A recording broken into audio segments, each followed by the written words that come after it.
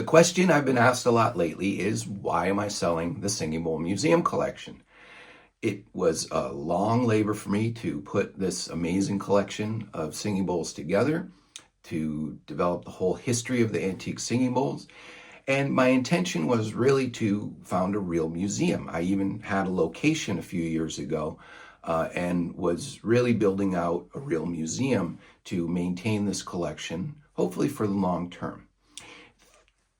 As we know, with COVID and actually other life and world events, everything changed for me a few years ago and changed the trajectory of this project as well. And I thought I would tell the whole story. I think it's quite a dramatic, interesting, hopefully a little entertaining as well.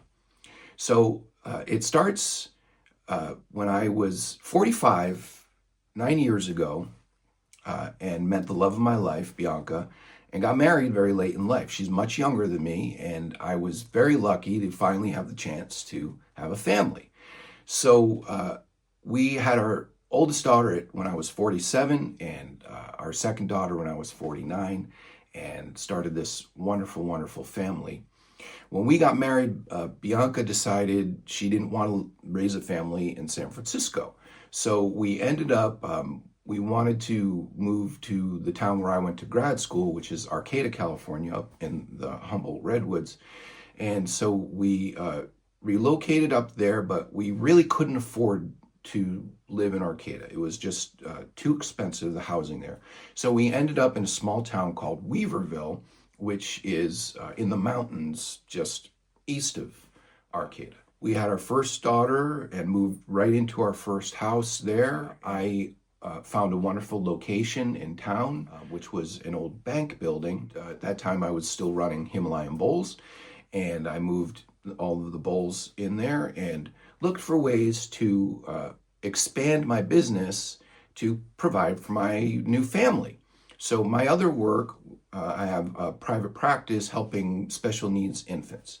And it had, really shrunk after leaving San Francisco. Obviously, it was completely closed.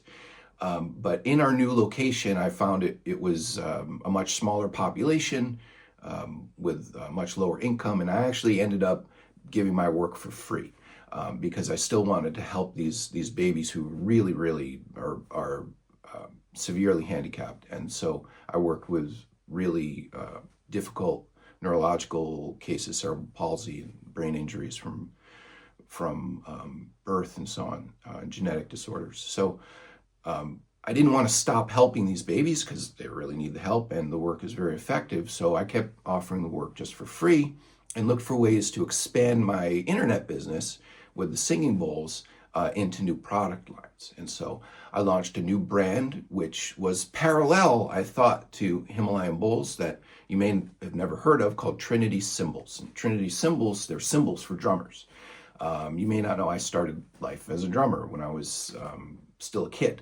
And I stopped playing by the time I went to college. But drumming has always been kind of close to my heart, and the cymbals are a similar product. They're a hand-hammered bronze product. It's actually a very similar metal as the singing bowls, and like with the singing bowls, we would be supporting a 800, 900-year-old tradition.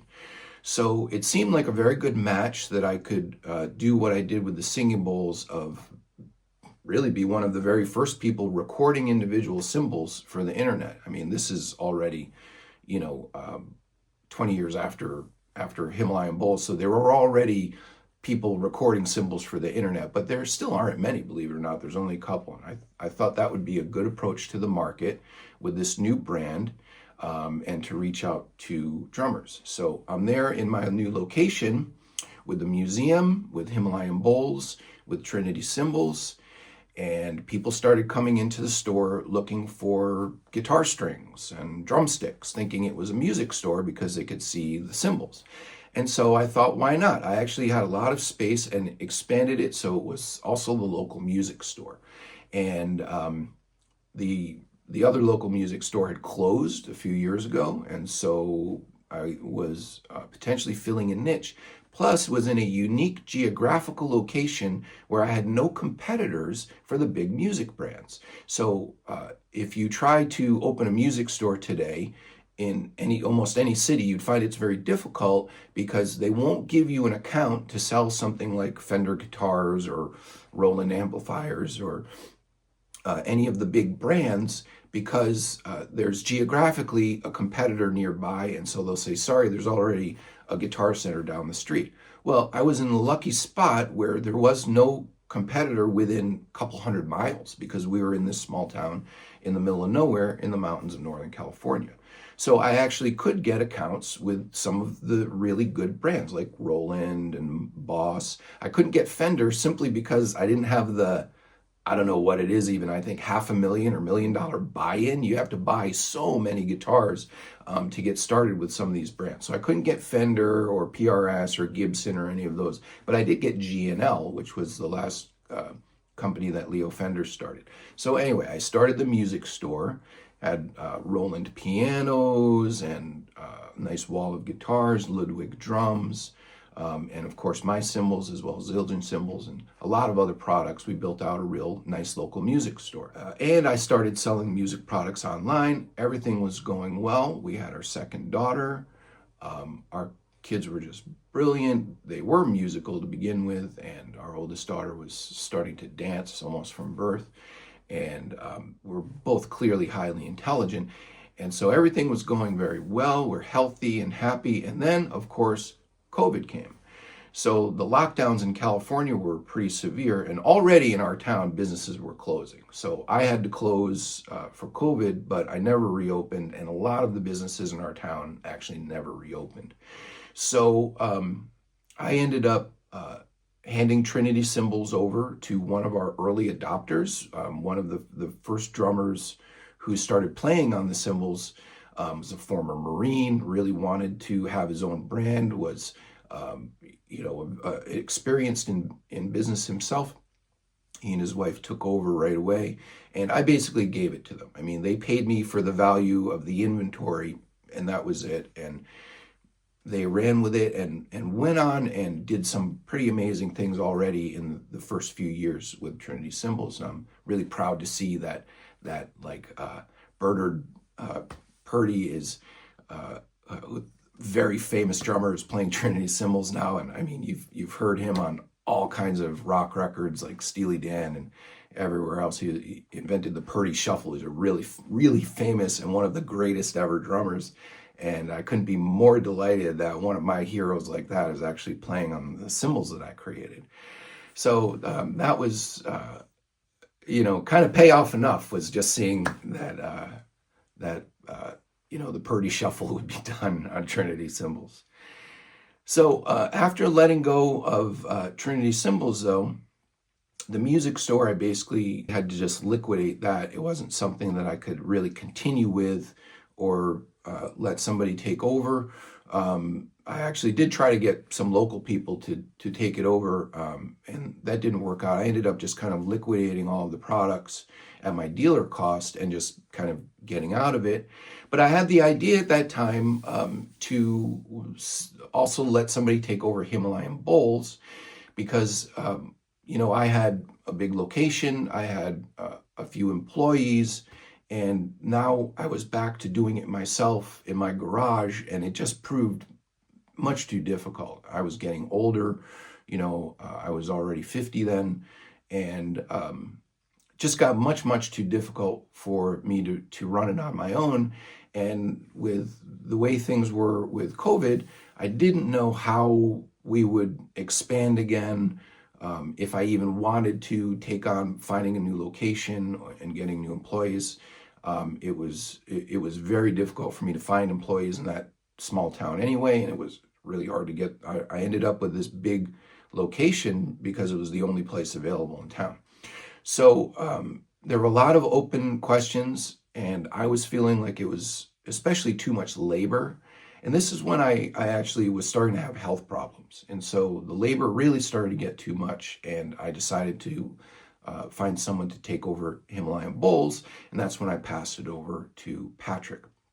Well, Patrick was most interested in the new singing bowls and didn't want to take on the antiques. And so I kept all of the antiques. I was fine with that because I could continue the Singing Bowl Museum.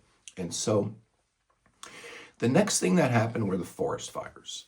First was the Carr Fire, which came within 5 miles of our house on the east. And then there was the Monument Fire, which came within 5 miles of our house from the west. The Carr Fire, we had to evacuate for a couple of weeks. The wind generally blows from the Pacific Ocean over the mountains, and so the smoke from the Carr Fire went the other way, and we were mostly unaffected. The Monument Fire, being on the coast side from our town, the smoke all blew right into our valley, and we had to evacuate for 2 full months. Especially we had 2 young kids. We didn't want to expose them to the smoke inhalation, so we got out of there and we were gone for 2 whole months. And while we were gone, we decided that maybe it would be best to just leave, just relocate and get away from all of the forest fires. What we ended up deciding on was moving to Vermont, which is where I am currently. Much better activities for the girls to do here. Seemed like Vermont, with the sort of reputation for outdoor activities would suit us, but also that they have good health care, good education, and so on. It seemed like a good fit for us. And arriving in Vermont, we found that it doesn't really live up to what we perceived anyway, especially in terms of the healthcare and education. So our girls, we're lucky, have both tested extremely gifted. So we have a first grader doing 3rd grade math and a kindergartner doing 2nd grade math. They're both in gifted programs that they receive scholarships from Johns Hopkins for 2 gifted math programs. And since they're 5 and 7, they're still too young for the gifted English programs, but our 7-year-old is slated to start the gifted English program as soon as she turns 8. And our 5-year-old is already reading fluently and seems to be even ahead of where her sister was at her age. So we're anticipating that she'll also be in gifted programs. And frankly, the education here in Vermont is pretty poor. There's a growing homeschool community, which our girls are homeschooled. And there's a growing homeschool community because there are a lot of problems with the public schools. We couldn't afford a private school, but there aren't even any good private schools. There's a couple of private Catholic schools that seem a little out of date, frankly. So we're finding that the education lacks here. And also there's issues with the healthcare system. So I got very sick, as you may know, 2 years ago. And I was misdiagnosed by the doctors in Vermont. They delayed my appointments and diagnosis for more than 6 months just to get in the door. Took months, and then I got a misdiagnosis and a weird justification of the misdiagnosis after that was found out. I ended up going to Boston, and they correctly diagnosed and treated my problem within 2 weeks. So I went from a misdiagnosis, a lot of runaround, delays, and no solution for 6 months versus an actual solution that cured my health in 2 weeks. Now, I'm not 100%, but I was so debilitated that I was unable to work for months at a time. And today I'm able to function again. So if you see some of my old videos from last year and I don't look 100%, I'm not on drugs. I really was not feeling well. And I'm still not feeling 100%, but I'm doing a whole lot better. So with the situation of the educational system and the healthcare, we've decided to actually move from Vermont to Massachusetts, and that'll be our next step. And we're working on doing that now, which is going to be another big cost of living increase because we already doubled our housing cost coming to Vermont. And from where we lived in Northern California. People think of California as very expensive, but a lot of places in California are actually pretty affordable once you get outside of the city. And we ended up doing the same thing here in Vermont. We are 40 minutes outside of the city because it's a smaller town and much more affordable here. And we're looking to do the same thing in Massachusetts and move half hour, 40 minutes outside of Boston, where the housing is still unbelievably expensive, but not quite as cost prohibitive. Our rent down there will end up being about double what I used to pay in San Francisco, which was, only 10 years ago. So it's in the news a lot, the cost of housing, and it's really, really true. So all of this story was to explain how I ended up coming to the point of selling the Singing Bowl Museum. And it's really just been to feed my family and to pay for our housing and for these moves. The COVID was a big blow. The forest fires were another really slowed us down.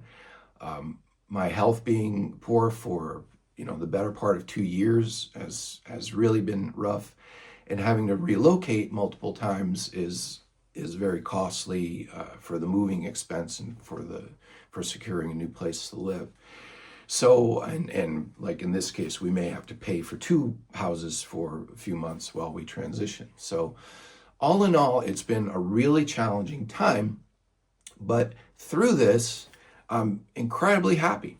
I've got this amazing family, these 2 incredibly brilliant young girls. I mean, one wants to be an astronaut, the other wants to be a doctor, and I'm sure they can both do it. They can both really achieve whatever they want. And it's extra wonderful for me because I was actually identified as gifted when I was young. And Bianca and I both come from exceptionally intelligent families. Bianca's family is full of doctors and architects, chemists and scientists. My family is full of doctors and lawyers and going back generations, judges. We have a lot of pretty dignified people in our families. We both happen to come up in the arts and wanted to be artists and really didn't make the most of our education. For me, I was identified as gifted very young, but there wasn't really anything anybody did about it. There were no programs. People just said, he's gifted, he's very intelligent, but that was it. Then I was just in public school for my whole life, so there was really nothing to it. And then by the time I was in high school, I'd mainly figured out how to work the system to avoid education. So I was, spending most of my time in the arts and playing music. So we want to make sure that our girls get the best opportunities possible, that they know from this young age that they're very intelligent and that they have a bright future, that they can have the educational opportunities that they deserve. And so that's why we're planning to head to out of what is a little bit still a cow town here with the dairy farms, frankly, to where there's some of the best educational opportunities in the world down in the Boston area. So that's where things stand now. I am still selling all of the bowls as inexpensively as possible because I'm really just facilitating all of this life experience for my family and getting my daughters set up for the brightest future possible. So it's good time for you because you can buy one of my precious antique singing bowls at a fraction of the cost. I see people selling new bowls for more than I'm selling the antiques now. I'm seeing people selling fake antiques or really low quality antiques for more than I'm selling these real treasures for. So listen to mine and you'll hear the difference. You'll see the difference. You can also please buy my book either on the website or on Amazon. You can download my recordings, subscribe and share here. We appreciate your support and all of your kind messages. I'm frankly really blown away by the messages. We have gotten some donations in the past when COVID hit. I even had, I'll never forget, a kind lady pay my rent for a month so I could keep my store another month. So I really appreciate all of the well wishes. Some of you I know have bought singing bowls just because I need to sell them. And it's really kind of you, and we really appreciate it through all of these challenging but ultimately really positive, interesting, and wonderful changes.